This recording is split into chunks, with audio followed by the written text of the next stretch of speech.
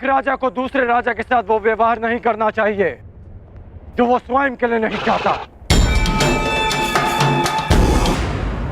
क्या कहकर पुकारूं तुम्हें? अंगराज कर्ण या छलिया कर्ण? वचन भंग कर्ण या फिर मित्रता करके मित्रद्रोह करने वाला कर्ण?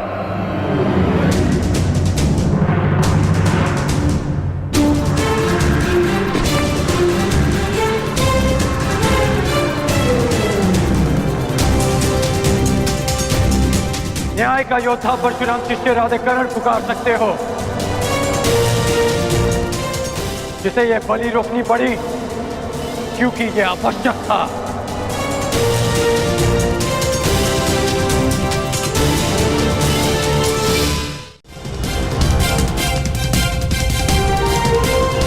जरासंध, मैं मित्र दुर्योधन की ओर से तुम्हें सावधान करने आया हूं।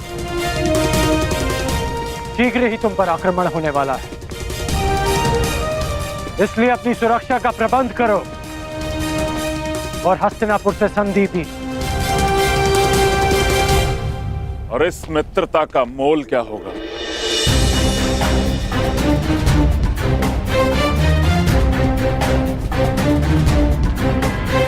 बस इन 100 राजाओं को मुक्त करना होगा।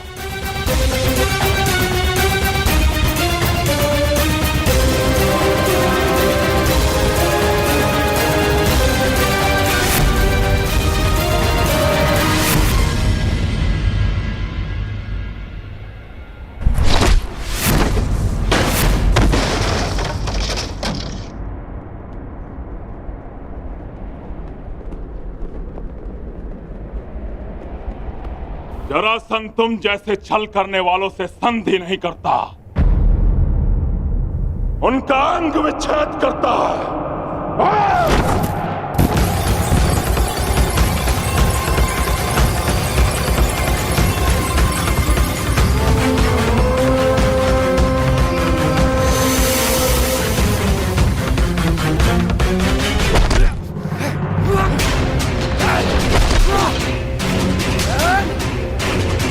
मेरी बात मानो, इन राजाओं को मुक्त कर दो जरासंध।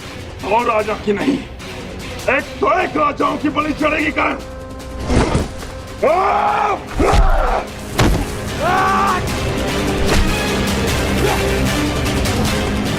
अपने क्रोध पर नियंत्रण रखो जरासंध।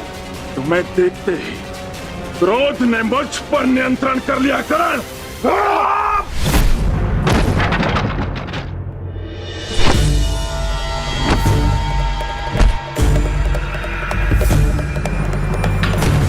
रुक जाओ जरासंध, मैं तुम्हें सावधान कर रहा हूं। रुक तो तुम गए थे कर्ण, सहायता तो तुम मेरी करने आए थे, किंतु हाथ मिला बैठे उस छलिया कृष्ण से।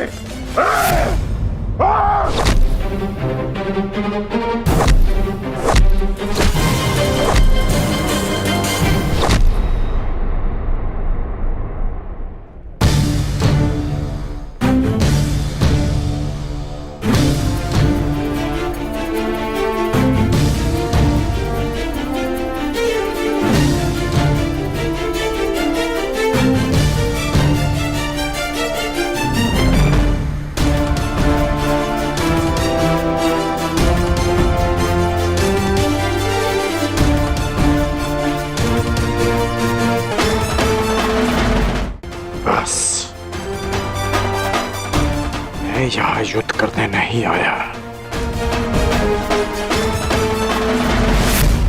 यदि युद्ध करने आया होता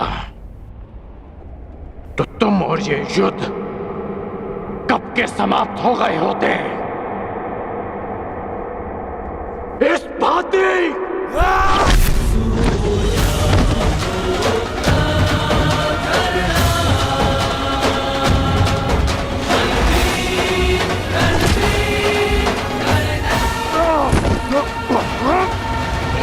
मैंने ना वचन भंग किया और ना छल किया।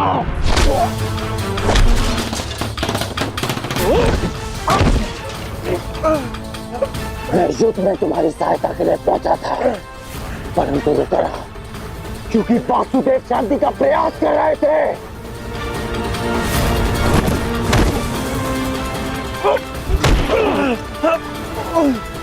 उसने एक निर्दोष की हत्या की, इसलिए मैंने युद्ध में सम्मिलित ना होने का निर्णय लिया। मैंने मित्रता भंग नहीं की।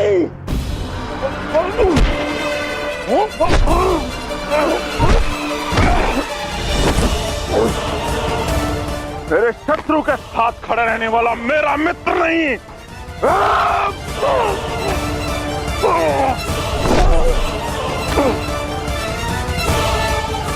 तो तुम अपनी ही भाषा में सुनो।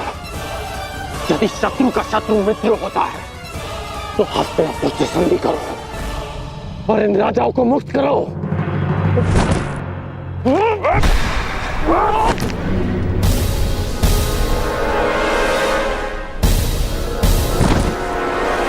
हाँ, तुम वासुदेव के विरुद्ध हो। नहीं, मैं वासुदेव के विरुद्ध नहीं, परंतु अपने मित्र दुर्योधन के साथ हूं, जो वासुदेव के विरुद्ध है। अब मेरी बात ध्यान से सुनो। तुम पे शीघ्र ही आक्रमण होने वाला है, इसलिए हस्तिनापुर से संधि करके दुर्योधन से मित्रता स्वीकार करो। कृष्ण का विरोध करने वाले के लिए 100 राजा क्या, मैं सहस्त्र राजाओं को छोड़ सकता हूं। मुझे तुम्हारी संधि स्वीकार है। अब ये सभी राजा मुक्त हैं।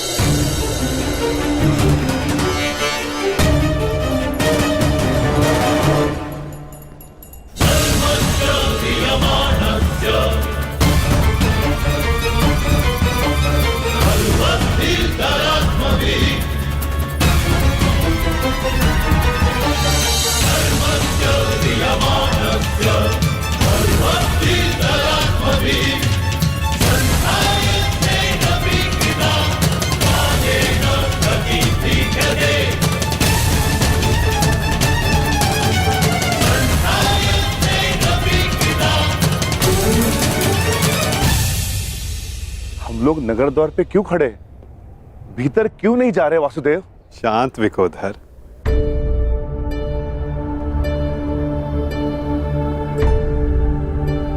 अंदर जाने से पूर्व तनिक मगध नरेश के लिए कुछ भेंट तो ले ले। आओ, उनके लिए चलकर पुष्प ले ले। चलो।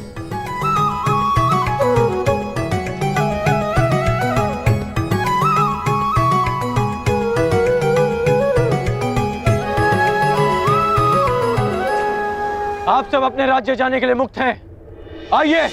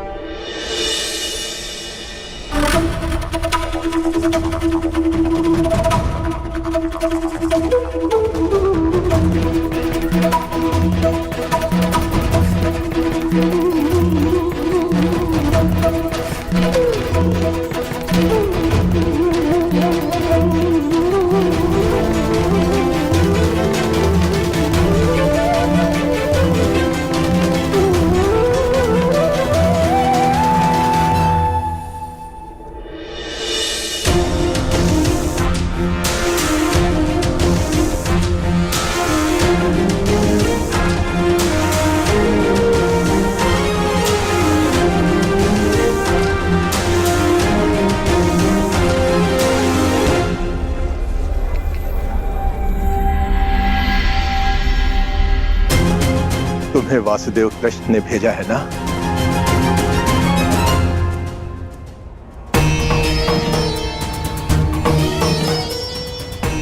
नहीं भद्र, यदि मैं मुक्त हो गया हूं तो अवश्य ही तुम्हें कृष्ण ने भेजा है, और जो तुम्हें कृष्ण ने नहीं भेजा अर्थात मैं मुक्त नहीं हुआ। अपना परिचय दीजिए भद्र। मैं विश्वकर्मा हूं, देवताओं का प्रधान वास्तुकार। जरासंध ने मुझे भी यहां बंदी बनाकर रखा था। कल रात्रि श्री कृष्ण ने मुझे सपने में दर्शन दिए। उन्होंने कहा कि वो मुझे स्वयं मुक्त कराने आएंगे, किंतु आश्चर्य वो नहीं आए।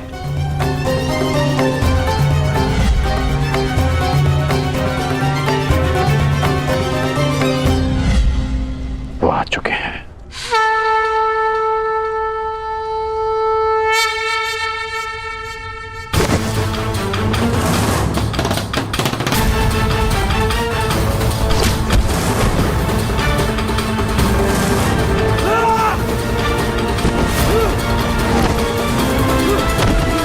सबके सब मल थक गए। यहां कोई भी नहीं जो जरासंध से मल युद्ध कर सके।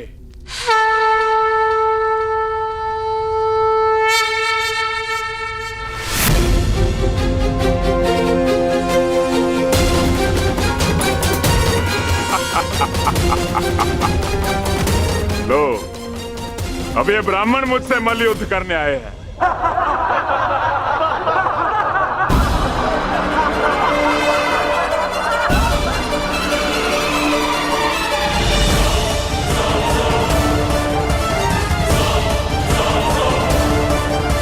हम तो पूजा स्थल के लिए निकले थे मगध नरेश,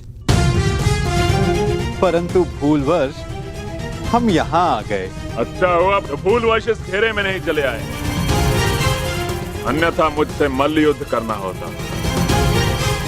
अब अपनी भूल सुधारो और यहाँ से चले जाओ। यह स्थल केवल और केवल योद्धाओं के लिए, निर्बल ब्राह्मणों के लिए नहीं। जी राजन, जैसी आपकी इच्छा।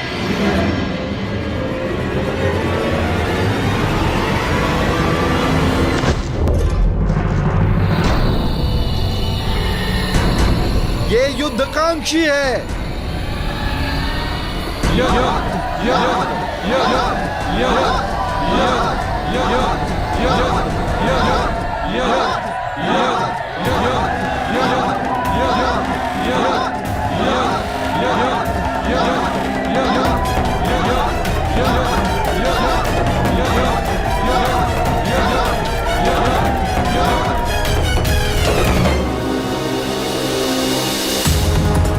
लगता है आपने सुना नहीं ब्राह्मण देव। अब कृपया इस घेरे से बाहर चले जाइए, अन्यथा मुझे एक ब्राह्मण हत्या का पाप लगेगा।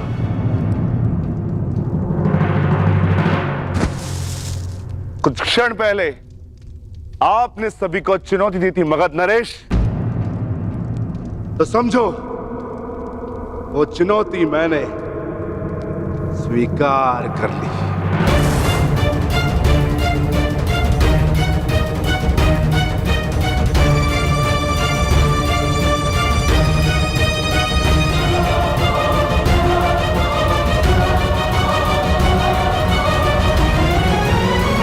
अद्भुत आत्मविश्वास है आप में ब्राह्मण देव, किंतु आज आपके साथ साथ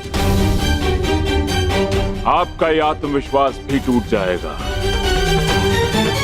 वैसे मल्ल युद्ध के नियम तो जानते हो ना ब्राह्मण देव? हाँ, जब तक एक योद्धा पराजय स्वीकार ना कर ले, युद्ध होता रहेगा।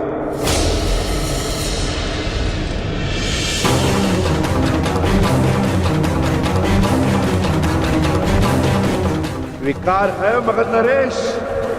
स्वीकार।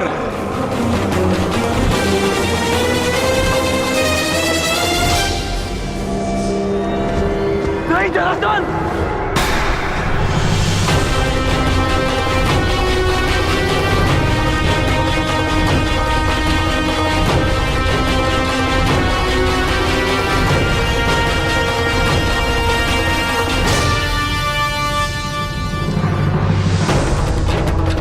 ये चुनौती स्वीकार मत करना।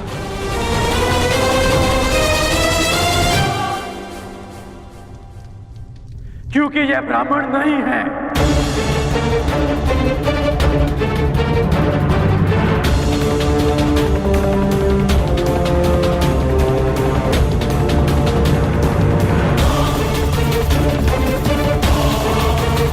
तो फिर कौन है ये? एक योद्धा को युद्ध से पूर्व अपने प्रतिद्वंदी का सत्य परिचय मिले, यही युद्ध नियम है। जिसने तुम्हें चुनौती दी वो वृकोदर भीम है।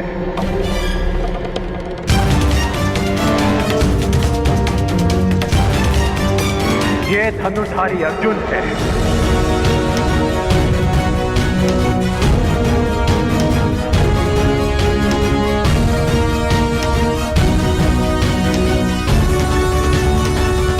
और भीम के पीछे जो खड़े हैं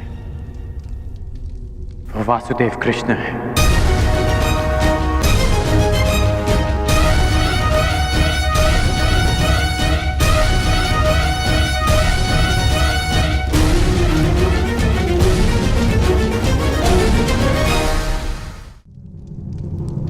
अब सत्य जानने के पश्चात तुम ये चुनौती अस्वीकार कर सकते हो। सत्य कहा अंगराज ने मगध नरेश। अब निर्णय आपका है। परिचय जानकर यदि भयभीत हो तो भीम द्वारा दी गई चुनौती अस्वीकार कर सकते हो।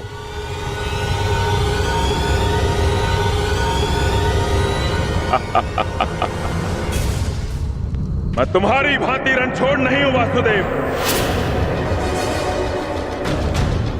युद्ध की चुनौती मैं किसी भी परिस्थिति में, किसी भी वेश में कभी टाल नहीं सकता।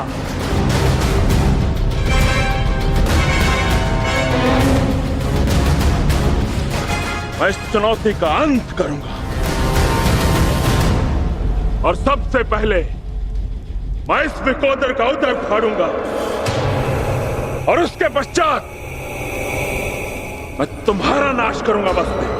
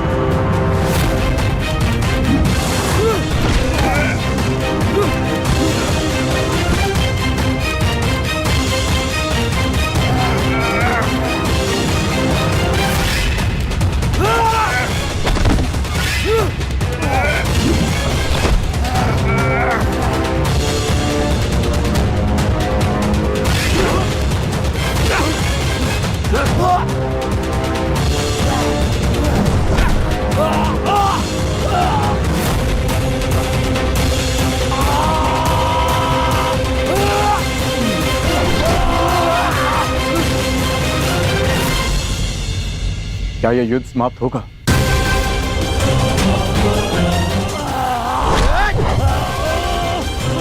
जिसका प्रारंभ हुआ है उसका अंत भी निश्चित होता है पार्थ।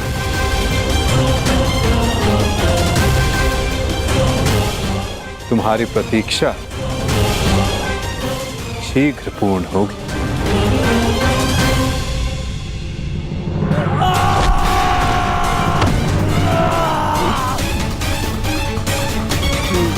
उठो जरासंध, युद्ध करो, उठो।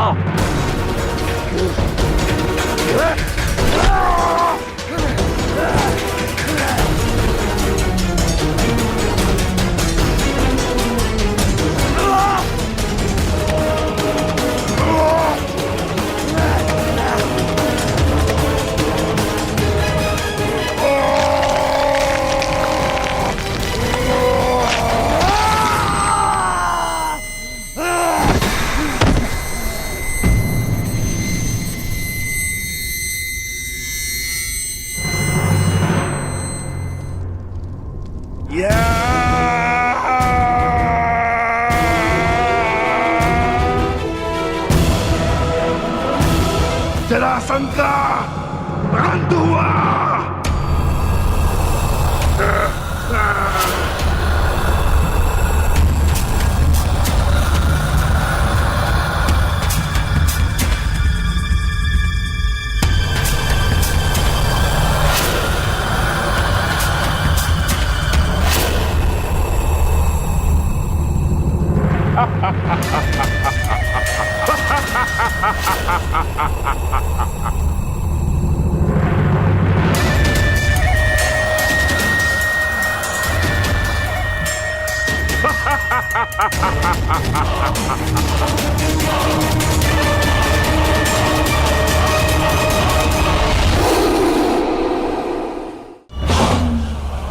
मुझे चुनौती देने से पूर्व मेरे जन्म की कथा तो जान लेते।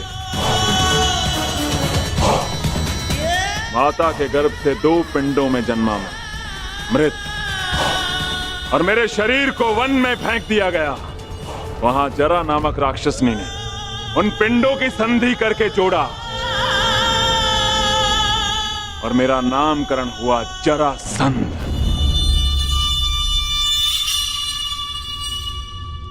ये संधि नहीं टूट सकती भीम।